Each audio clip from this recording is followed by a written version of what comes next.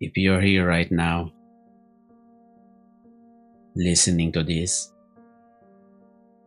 then maybe something inside you has been trying to speak.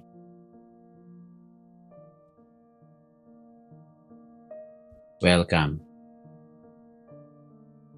This is Kalooban, the voice within.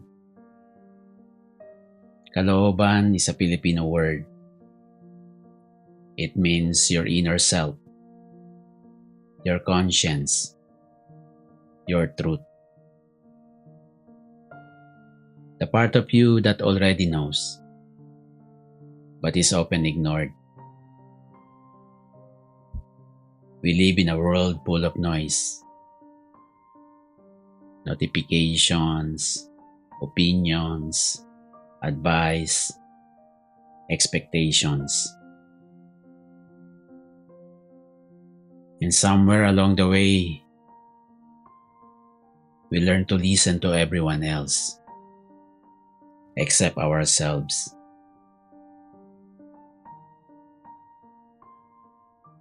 This podcast exists because many of us are functioning but not really living. We're productive, we're busy, we're chasing something. But deep inside, there's a quiet exhaustion.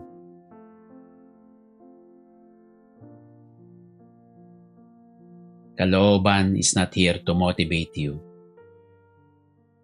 It's not here to fix you. And it's definitely not here to tell you who to be. It's here to sit with you, to slow things down, and to remind you that you already carry wisdom inside you. In this space, we will talk about life honestly, without filters, without pretending. We will talk about ambition and how it can make us lose ourselves.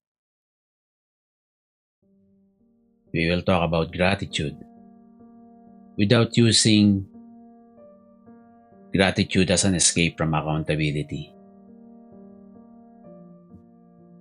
We will talk about silence, fear, scarcity, and becoming human again. You don't need to agree with everything said here. You don't need to change anything immediately. Just listen. Notice what stirs.